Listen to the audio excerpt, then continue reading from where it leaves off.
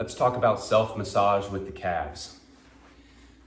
The calves, obviously connecting down through the plantar fascia, which goes into the toes. So we want to make sure that there's not any knots or excessive tension in the calves. I'm going to show you my two favorite ways of rolling the calves. The first one requires a foam roller and then maybe a bigger ball. You could also have a small ball like a lacrosse ball and just elevate it on a couple books or something like that if you need to. But the idea with this is to lay on your back, and that keeps you from having to use your hands to hold yourself up. So you can just recline on the foam roller, and as you roll, you want to roll to the inside of the calf and then the outside of the calf and straight on. And as you find the tender spots, you want to stop on them and pause and then floss that tissue.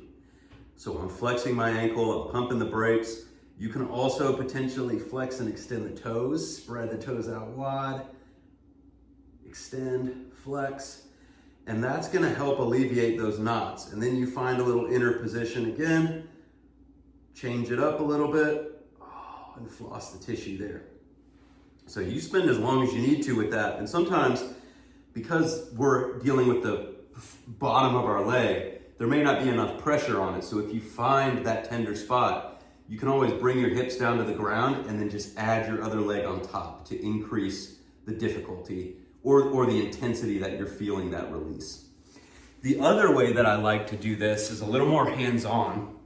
And so I get into either like a figure four or a side sit position. And from here, I use a smaller ball, like a tennis ball or a lacrosse ball, and I put that ball on the bottom outer edge of my shin, and then I use my thumbs to kind of pin the tissue on the top edge. So I'm right on top of that ball on the top of my leg. And now I'm sort of pinching my calf muscle in between the ball and my thumbs. And I can press in that way, and I can floss the tissue out the same way here. This one's pretty intense because it's very targeted and you can really get like in between the grooves and kind of peel that muscle off the bone a little bit. You can also just put pressure in. And I like this because you're getting both sides of the calf at once. While the thumbs are massaging the inner part of the calf, the ball is massaging the outer part of the calf. The last thing I'll say with this is just that a lot of people can be really tender in this low part and on the sides closer to the ankle.